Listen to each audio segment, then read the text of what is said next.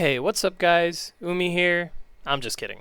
Anyways, 2016 is now 10 years ago, which we all know. The reason why I'm making this video at this point of the year is because the summer of 2016 is when things kind of just looked up for me. And my birthday is in June, so that's when things just kind of aligned. I had finished my first year of high school and met friends that I still keep in touch with to this day. On top of that, it's when I built my first computer. These are the specs in case if you're curious. The reason why I mentioned the computer though is because this is what allowed me to keep in touch with those friends even after transferring schools. Though what really made it great though is that it was a nice upgrade from my PlayStation 2 in 2016. I grew up poor.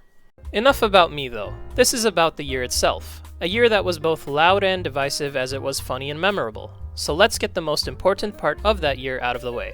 The 2016 election.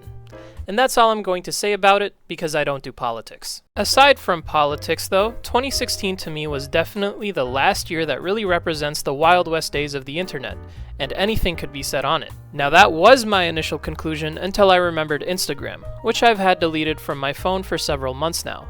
And while I would go more into depth about it, all I really gotta show is this, or this. And I'm pretty sure that you already know what any of these emojis mean on Instagram.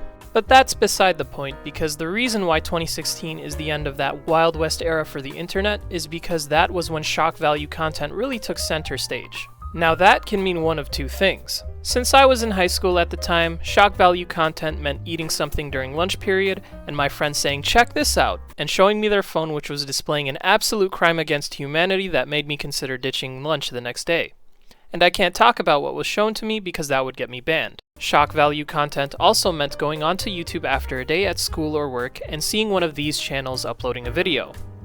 Especially this guy. And considering some of the uploads that came out of not only these channels, but several more, it definitely increased engagement across several social media platforms.